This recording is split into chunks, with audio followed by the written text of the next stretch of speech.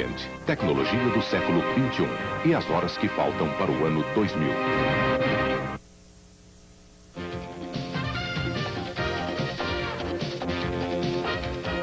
Assista agora os principais acontecimentos no TJ Brasil.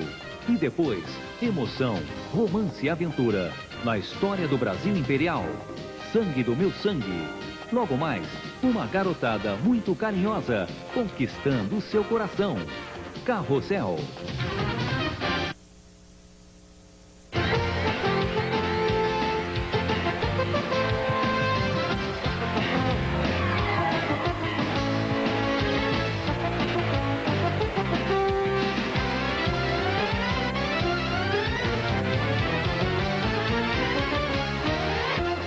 Começa agora o Telejornal Brasil, com Boris Casoy.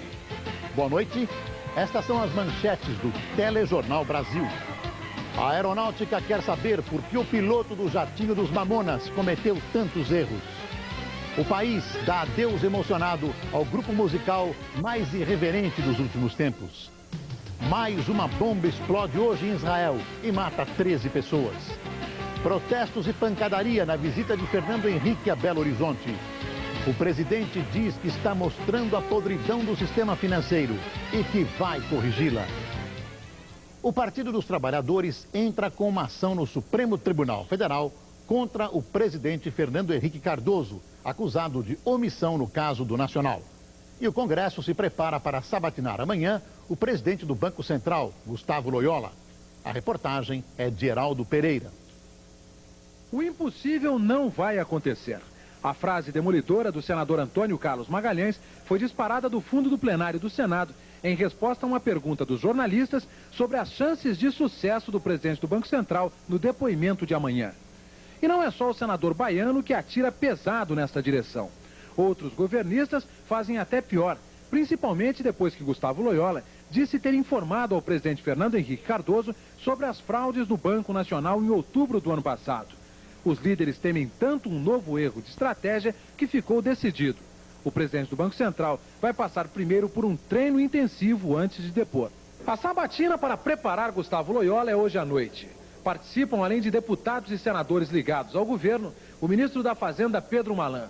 Eles tentam transformar o depoimento de amanhã num episódio capaz de acalmar os ânimos no Congresso, evitando a convocação de uma CPI do Banco Nacional. Eu acredito que aqueles que defendem CPI já terão muito menos força para defender CPI, porque aquilo que não foi esclarecido para alguns será esclarecido a partir desse depoimento. Para estragar os planos do governo, as oposições tentam jogar gasolina na fogueira que se arma no Congresso em torno do caso nacional.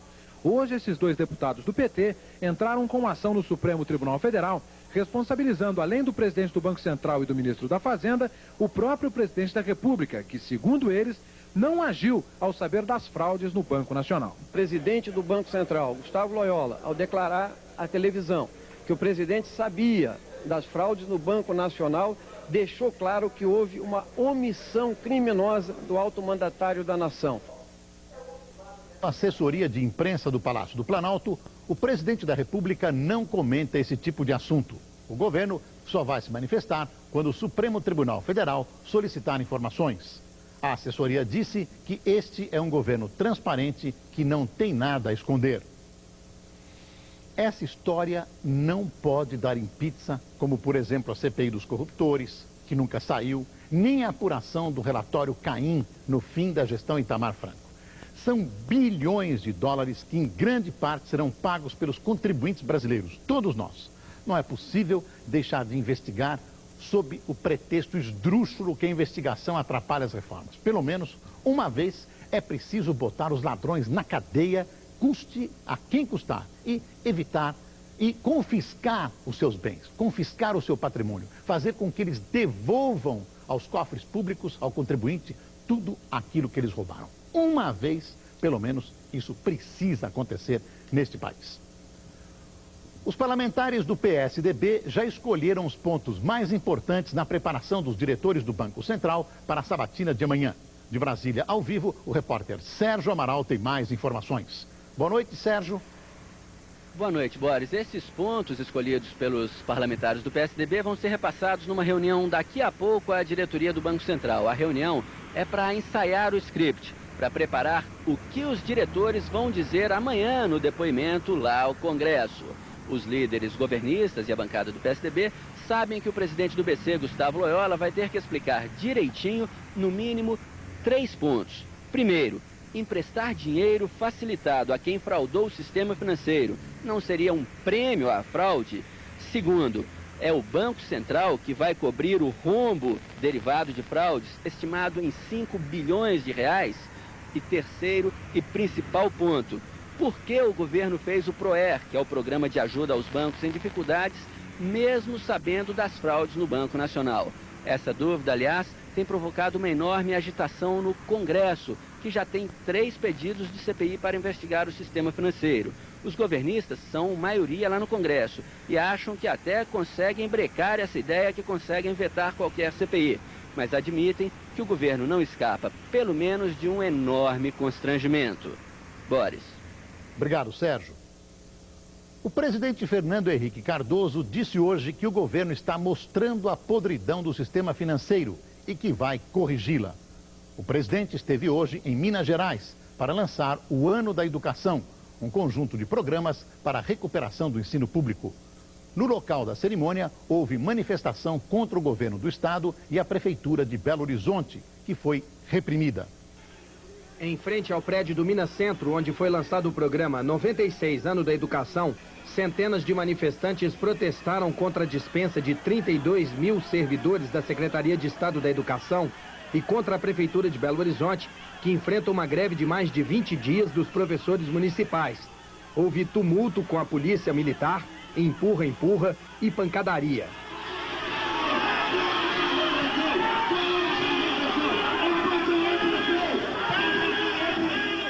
O ministro da Educação, Paulo Renato de Souza, anunciou que o governo federal vai investir 871 milhões de reais neste ano, a maior parte no ensino fundamental.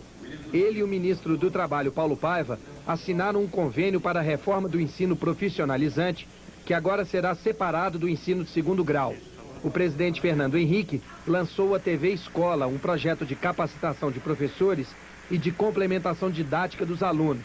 As escolas estão recebendo aparelhos de TV e videocassete e antenas parabólicas para receber a transmissão diária dos programas.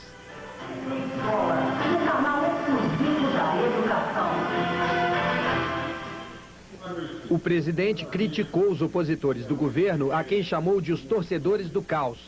Ele disse que não está omisso frente aos problemas do país e citou como exemplo o sistema financeiro. Eu tomei posse diante do Congresso Nacional, eu disse que eu não teria temor de colocar a mão em respeito. Algumas vezes ficam, às vezes só tem marimbondo. Mas nós sabíamos que seria assim. Eu ainda agora, o sistema financeiro. Se pensa que o problema é que o governo atual está mostrando, trazendo à luz, mostrando, olha aqui, está podre, e dizendo, eu não entro nessa podridão, eu vou corrigi-la. Alguns, os mesmos de sempre, procuram fazer crer ao país que são problemas deste governo. O presidente foi ao Palácio da Liberdade para um almoço com 22 governadores. Em frente ao palácio, outra manifestação. Esta engrossada por empregados da siderúrgica Mendes Júnior, ameaçada de falir. Embora os números mostrem que este governo gasta menos em educação e saúde que o governo Sarney na época do Cruzado, esse plano é uma esperança. Encarar o problema de frente, privilegiando o ensino básico e tornando o ensino técnico mais direcionado profissionalmente, é um apanhado rápido das metas que o governo tem apresentando esse plano, que contou hoje na sua cerimônia com a maioria dos governadores, praticamente todos os governadores brasileiros. O mundo moderno exige trabalhadores preparados. Definitivamente não há desenvolvimento sem educação. E o Brasil está começando a investir mesmo em educação.